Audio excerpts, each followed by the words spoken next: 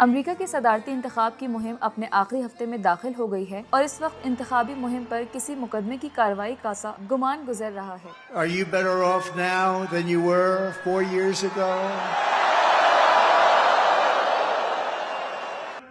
یہ closing arguments ہیں اور جیوری ووٹرز ہیں جو اپنا فیصلہ منگل کو سنائیں گے۔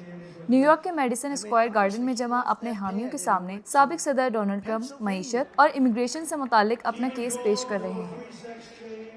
کاملا ہیرس نے ہماری مڈل کلاس کو کچل دیا ہے۔ کئی برسوں تک دوسرے ملکوں کو ترقی دینے، غیر ملکی سرحدوں کا دفاع کرنے اور پرائی زمینوں کے تحفظ میں مصروف رہنے کے بعد اب ہم اپنے ملک کی تعمیر کریں گے، اپنی سرحدوں کا دفاع کریں گے، اپنے شہریوں کو تحفظ دیں گے۔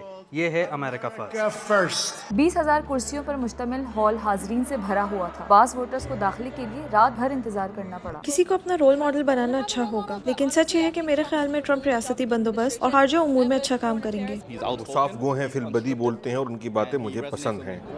مجھے نظر آ رہا ہے کہ ٹرمپ ہمیں ایک نیکسٹ لیول پر لے جا رہے ہیں۔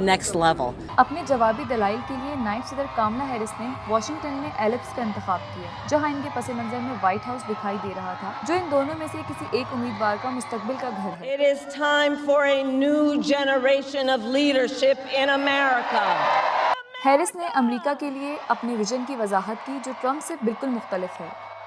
It is time to turn the page on یہ وقت ہے کہ ڈرامے اور تنازع کا باب بند کر دیا جائے۔ میں گروسری کی بڑھتی قیمتوں میں اضافے پر پہلی مرتبہ وفاقی پابندی لگاؤں گی۔ groceries. Cap the انسولین کی قیمت منجمد کروں گی اور تمام امریکیوں کے لیے علاج سستا بناؤں گی۔ for all Americans. یہاں بھی ہزاروں افراد موجود تھے۔ میں اپنی زندگی میں پہلی خاتون صدر کاملا ہیرس کو دیکھنا چاہتی ہوں۔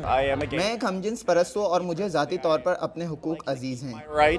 وہ پرو چوائس ایبارشن رائٹس اور خواتین کے حق انتخاب کی حامی ہیں اور مجھے یقین ہے کہ وہ اپنے دور صدارت میں قومی سطح پر ایبارشن بین نافذ نہیں ہونے دیں گی۔